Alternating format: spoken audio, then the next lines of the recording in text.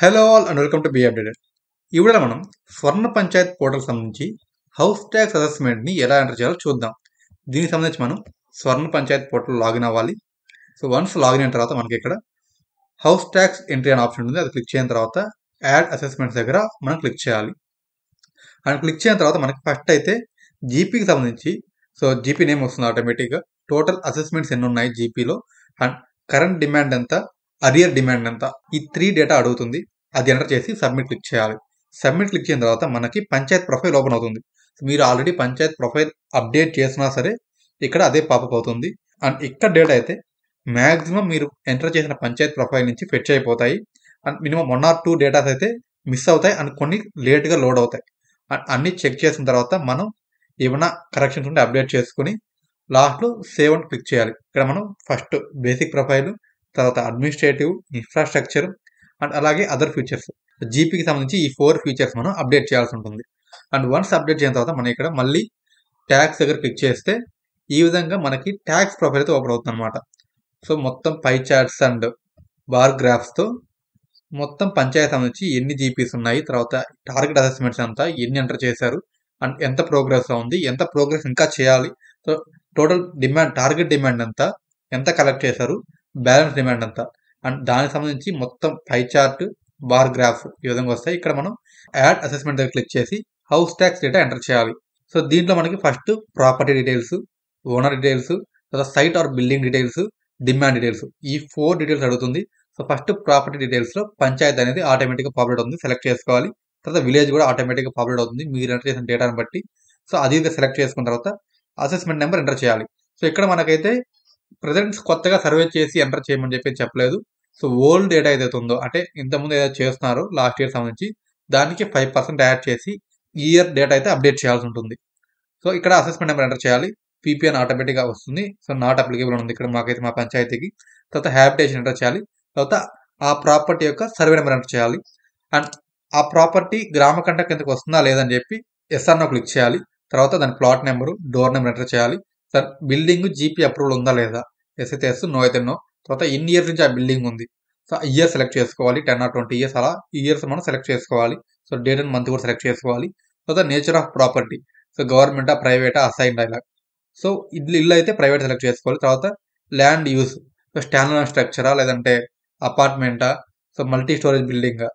ఇల్లు అయితే standard structure. తర్వాత nature of usage, residential commercial అయితే కమర్షియల్ సెలెక్ట్ చేసుకోవాలి ఈ విధంగా. తర్వాత నేచర్ ఆఫ్ ఓనర్షిప్, ఒక్కరైతే ఇండివిజువల్, తర్వాత మల్టిపుల్ పీపుల్స్ ఉంటే జాయింట్. ఆ తర్వాత mode of acquisition, so legal ఓనరా, లీగల్ హెయిరా, ఇన్హెరిటెన్సా, పర్చేజా, గిఫ్టా. అండ్ తర్వాత ప్రాపర్టీ అడ్రస్ ఎంటర్ చేయాలి. అండ్ ప్రాపర్టీ ఏ స్ట్రీట్లో ఉంది, అండ్ ప్రాపర్టీ యొక్క పిన్ కోడ్. సో ఈ డేటా అంతా ఎంటర్ చేయాలి. తర్వాత హద్దులు, నైబరింగ్ ప్రాపర్టీస్ ఎవరున్నారు, ఈస్ట్లో ఎవరున్నారు, వెస్ట్లో ఎవరున్నారు, నార్త్లో ఎవరున్నారు, సౌత్లో ఎవరున్నారు, ఈ డేటా అంతా ఎంటర్ చేయాల్సి ఉంటుంది. డేటా ఎంటర్ చేసిన తర్వాత మన లాస్ట్లో సేవ్ అండ్ కంటిన్యూ క్లిక్ చేయాలి. అండ్ నెక్స్ట్ మనకి ఓనర్ డీటెయిల్స్. సో ఓనర్ డీటెయిల్స్లో సో సర్నేమ్, ఓనర్ సర్నేమ్, తర్వాత name, gender and relation type, so వాళ్ళ ఫాదర్ అయితే ఫాదర్ డీటెయిల్స్, అండ్ హస్బెండ్ అయితే హస్బెండ్ డీటెయిల్స్. తర్వాత relation person surname, relation person name, and address, pin code, so Aadhaar number, mobile number, email ID, type of occupier. So present అయితే Aadhaar, mobile, email, ఈ 3 అయితే mandatory కాదు. ఇవి ఉంటే enter చేయొచ్చు. In case లేకపోయినా సరే మనకి అప్లికేషన్ ఫార్వర్డ్ అవుతుంది. అండ్ టైప్ ఆఫ్ ఆక్యుపైర్లో ఓనర్ అయితే ఓనర్ పెట్టుకోవాలి, ఇన్ కేసు టెనెంట్ అయితే ఆక్యుపైర్ అని పెట్టుకోవాలి. నెక్స్ట్ సేవ్ అని కంటిన్యూ క్లిక్ చేయాలి. అండ్ నెక్స్ట్ మనకి సైడ్ డీటెయిల్స్. సైడ్ డీటెయిల్స్లో లెంత్ ఎంత, బ్రెడ్త్ ఎంత. సో లెంత్ అండ్ బ్రెడ్త్ మనకి ఇక్కడ స్క్వేర్ ఫీట్ ఇచ్చినారు, బట్ మనం ఫీట్స్లో ఎంటర్ చేయాలి. బికాస్ మనకి unidimensional length and breadth unidimensional ఉంటాయి కాబట్టి మనం ఫీట్లో ఎంటర్ చేయాలి. ఎంటర్ చేసిన తర్వాత మనకి సైడ్ ట్రేడ్ అడుగుతుంది. సైడ్ ట్రేడ్ మనం ఎంటర్ చేయాలి. అండ్ మనం ఎంటర్ చేసే లెంత్ అండ్ బ్రెడ్త్ని బట్టి ఆటోమేటిక్గా టోటల్ ఏరియా క్యాలిక్యులేట్ అయి వచ్చేస్తుంది. స్క్వేర్ ఫీట్లో, స్క్వేర్ మీటర్స్, స్క్వేర్ యార్డ్స్లో. తర్వాత ఆ సైట్కి సంబంధించి మనం క్యాపిటల్ వాల్యూ ఎంటర్ చేయాలి. తర్వాత బిల్డింగ్ డీటెయిల్స్లో టైప్ ఆఫ్ బిల్డింగ్, ఇండివిజువలా, అపార్ట్మెంటా, ఈ విధంగా. అండ్ తర్వాత ఆ బిల్డింగ్ క్యాపిటల్ వాల్యూ, ఈ అమౌంట్ ఎంటర్ చేయాలి. ఇవి ఎంటర్ చేసిన తర్వాత floor wise details. So floor wise డీటెయిల్స్లో ఫస్ట్ మనం ఫ్లోర్ నెంబర్ సెలెక్ట్ చేసుకోవాలి. సో గ్రౌండ్ అయితే గ్రౌండ్, ఫస్ట్ ఫ్లోర్ అయితే ఫస్ట్ ఫ్లోర్, ఈ విధంగా. సో మ్యాక్సిమం హౌసెస్కి గ్రౌండ్ ఫ్లోర్ ఉందనుకుంటే గ్రౌండ్ ఫ్లోర్ సెలెక్ట్ చేసుకోవాలి. అండ్ సెలెక్ట్ చేసిన తర్వాత ఆ బిల్డింగ్ కేటగిరీ ఏ కేటగిరీలోకి వస్తుంది, రెసిడెన్షియల్ వస్తుంది, రెసిడెన్షియల్ ఆర్సీసీ. అండ్ తర్వాత type of construction, so building category అంటే మనం ఎంటర్ చేసే బిల్డింగ్స్ బట్టి కేటగిరీ మారిపోతుంది. హోటల్ అయితే హోటల్, రెస్టారెంట్ ఈ విధంగా ఉంటుంది. సో ఇట్లకైతే రెసిడెన్షియల్ సెలెక్ట్ చేసుకోవాలి. తర్వాత టైప్ ఆఫ్ కన్స్ట్రక్షన్. సో రెసిడెన్షియల్కి అయితే RCC residential and sub type కన్స్ట్రక్షన్లో గ్రౌండ్ ఫస్ట్ సెకండ్ ఫ్లోర్. ఆక్యుపేషన్లో ఓనర్ అయితే ఓనరు, ఆక్యుపైర్ అయితే ఆక్యుపైర్. సో ఫ్లోర్ లెంత్ ఎంత, ఫ్లోర్ బ్రెడ్త్ ఎంత, ఈ విధంగా మనం డేటా యాడ్ చేయాలి. సో దీనికి తగ్గట్టు మనం ఎంటర్ చేసే లెంత్ అండ్ బ్రెడ్త్కి ఆటోమేటిక్గా స్క్వేర్ ఫీట్లో టోటల్ ఏరియా, తర్వాత స్క్వేర్ మీటర్స్లో టోటల్ ఏరియా అండ్ తర్వాత స్క్వేర్ యార్డ్స్లో టోటల్ ఏరియా, ఈ డేటా అంతా ఆటోమేటిక్గా వచ్చేస్తుంది. ఇది మనం ground floor details. In case మీరు ఎంటర్ చేసే హౌస్ సంబంధించి డేటా మల్టిపుల్ ఫ్లోర్స్ అయితే కింద మనకి యాడ్ ఆప్షన్ క్లిక్ చేసి second floor, third floor, so ఈ విధంగా ఆ డేటాని మనం ఎంటర్ చేయాలి. అండ్ తర్వాత బిల్డింగ్ రేట్ పర్ స్క్వేర్ ఫీట్కి బిల్డింగ్ రేట్ ఎంత అని చెప్పి సో జీపీని బట్టి ఆ అమౌంట్ని ఎంటర్ చేయాలి. అండ్ ఎంటర్ చేసిన తర్వాత లాస్ట్లో సో ఆ బిల్డింగ్స్కి అదర్ ఫెసిలిటీస్ ఏమున్నాయి, ఐహెచ్హెచ్ఎల్ ఉందా, ఎల్పిజి కనెక్షన్ ఉందా, పవర్ కనెక్షన్ ఉందా, పక్కా రోడ్ ఉందా, డ్రైనేజ్ ఫెసిలిటీ ఉందా, ఏ ఫెసిలిటీస్ ఉంటే ఆ ఫెసిలిటీస్ దగ్గర మనం క్లిక్ చేసి సేవ్ అండ్ కంటిన్యూ క్లిక్ చేయాలి. అండ్ లాస్ట్లో డిమాండ్ డీటెయిల్స్. సో డిమాండ్ దగ్గర మనకి కరెంట్ అయితే కరెంటు, అరిగర్ అయితే అరిగరు.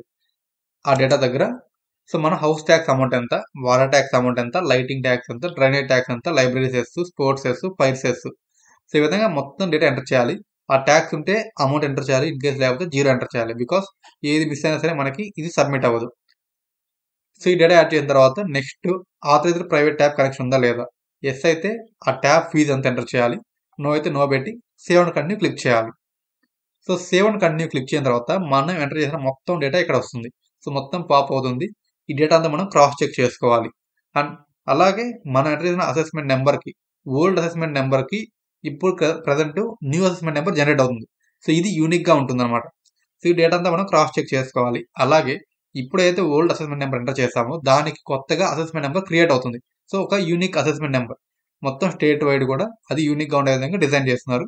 అండ్ మొత్తం డేటాను మనం ఒకసారి క్రాస్ చెక్ చేసుకొని దాంట్లో ఏమైనా కరెక్షన్స్ ఉంటే సబ్మిట్ చేసే ముందే ఎడిట్ చేసుకోవాల్సి ఉంటుంది. సో ఈ డేటా అంతా మనం చెక్ చేసుకోవాలి. చెక్ చేసుకొని ఓకే అయిన తర్వాత లాస్ట్లో ఫైనల్గా సబ్మిట్ ఆప్షన్ ఉంటుంది, అది క్లిక్ చేయాలి. సో దాన్ని సబ్మిట్ చేసిన తర్వాత మనకి అసెస్మెంట్ డీటెయిల్స్ వస్తాయి. So number of Panchayat, target assessments first ఏవైతే వచ్చాయో అదే అప్డేట్ అవుతుంది అనమాట. ఈ విధంగా మొత్తం మనం చేసే డేటా అంతా ట్రాక్ అవుతూ ఉంటుంది. ఇక్కడ మనకి రియల్ టైంలో అప్డేట్ అయిపోతూ ఉంటుంది. అండ్ మొత్తం పై చార్ట్స్, బార్ గ్రాఫ్స్ కూడా వస్తాయి. సో దీనికి తగ్గట్టు మనం జీపీలో ఉన్న అన్ని హౌస్ ట్యాక్స్ అసెస్మెంట్ని ఎంటర్ చేయాల్సి ఉంటుంది. సో ఇది ఫ్రెండ్స్ వీడియో. ఈ విధంగా మనం జీపీకి సంబంధించి అన్ని హౌస్ ట్యాక్స్ అసెస్మెంట్స్ని ఆన్లైన్ చేయాల్సి ఉంటుంది. సో ఈ వీడియో మీకు ఇన్ఫర్మేటివ్ కనిపిస్తే లైక్ చేయండి, షేర్ చేయండి. అండ్ మరిన్ని అప్డేట్స్ కోసం మన ఛానల్ సబ్స్క్రైబ్ చేసుకోండి.